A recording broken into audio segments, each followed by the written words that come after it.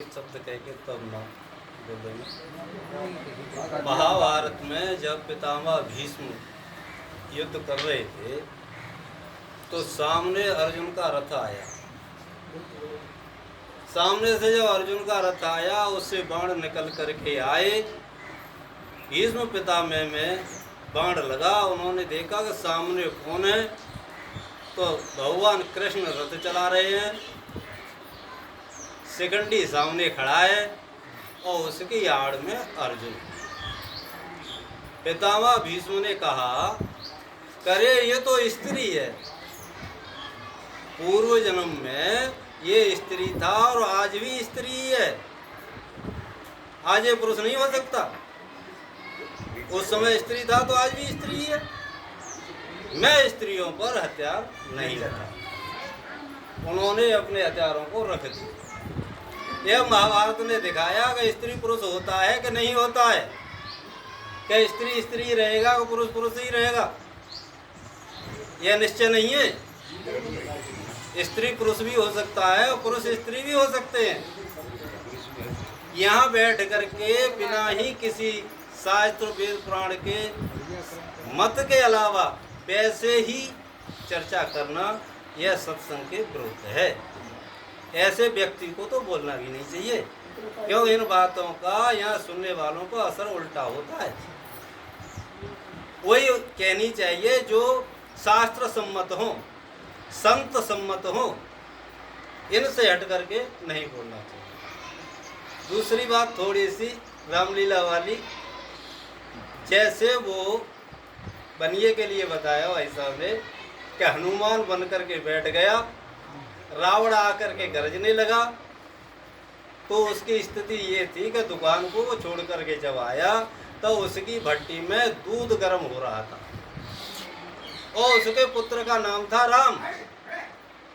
उस बनिया के पुत्र का नाम था राम और वे बाप बेटा दोनों ही दुकान चलाते थे। तो उनके साथ गया, उनसे कह गया, राम इस दूध को देखना, ये दूध बाहर न निकल जाए। और जाकर के हनुमान बन करके बैठ गया। पर्दा पड़ा हुआ है, रावण आया, दलकार लगाने लगा, उछलने लगा। जैसे ही पर्दा खुला तो उसका ध्यान जो हनुमान बना बैठा था वहां था कि दूध उस कढ़ाई में से निकल करके भाग रहा है।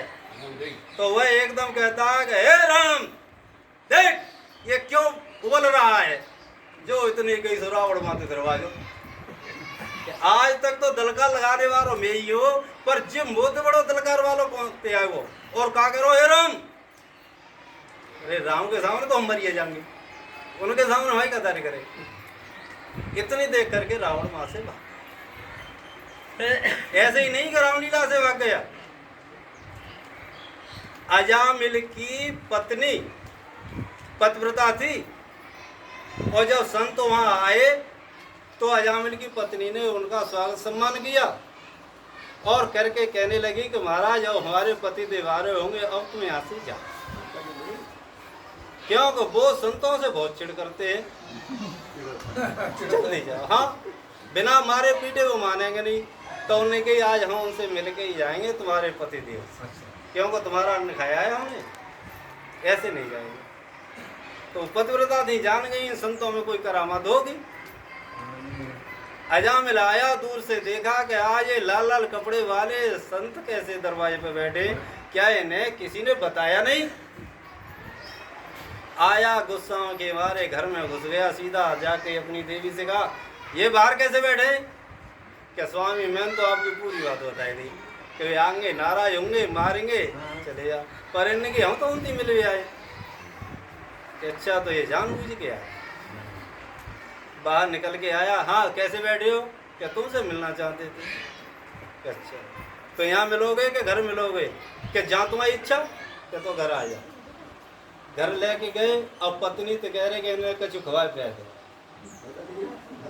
तब इन्हें खवाए पियाए कि फिर बाहर आए। इन्हें कि अच्छा अब हम चल रहे हैं। क्या तो ठीक है जल्दी जाओ, क्योंकि मेरे कोई भरोसा ना है कब बदल जाऊँ।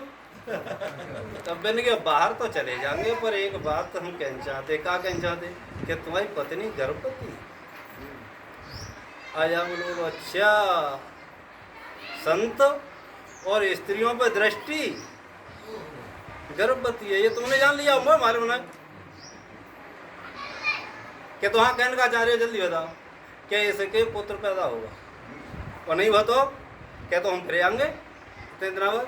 तो तेरे मन में हो सो कर लेना, क्या पुत्र हो तो क्या करें कि इसका नाम नारायण रख लेना, नारायण रख लेना। बस इतना कहना चाहते हैं। इतना कह करके वो चले गए। समय आने पर पुत्र पैदा हुआ और बड़ा प्रसन्न हुआ जामिल।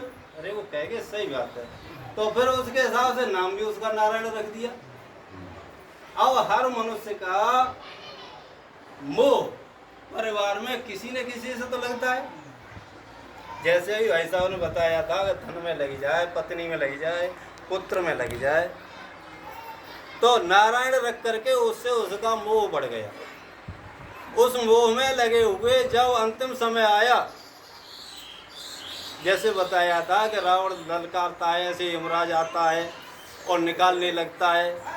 जब वह खींचने के लिए प्राण लगा तो उस अजामिल को वही पुत्र याद आया। तो वह कह रहा नारायण नारायण। अब वो समझ रहा है कि ये नारायण नारायण बुला रहा है, इसने तो पूरे जन्म पाप किए हैं, इसके अंतिम समय में भगवान का नाम कैसे आ रहा है। ये किसी को नहीं पता है कि जो पुत्र नारायण को बुला रहा है, केवल वो तो नारायण कह रहा है, पुत्र और कुछ नहीं लगा रहा है सामने। तो नारायण का नाम लेते ही वैकुंठ में भगवान ने अपने पार्षदों से कहा कि जल्दी जाओ, मेरे भक्तों को कौन परेशान कर रहा है। तो यहाँ यमराज के दूत परेशान कर रहे थे। जैसे ही वो पार्षद आए, उन्होंने उनमें मार लगाई और मार लगा करके भगा दिए। वैकुंठ धाम को उनको लेकर पहुंचे। तो माताएं और पुरुष पिता ये सभी यदि अपनी संतानों के नाम इस तरीके के रखने लग जाएं तो मोह तो सबको होता ही है।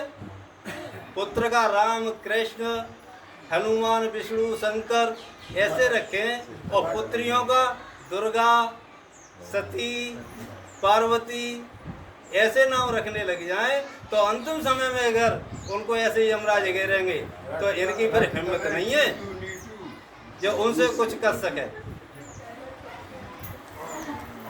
ऐसे रखने के बाद और फिर इसकी हिम्मत नहीं है यमराज कि तुम्हें कष्ट दे करके अपने लोग को ले जाए, वहीं जाना होगा जिसका अंतिम समय में नाम लिया जाएगा। तो वहाँ पुत्र और पुत्री कुछ नहीं निकलेगा, केवल वही नाम निकलेगा जिससे मोह करते हैं, प्रेम करते हैं।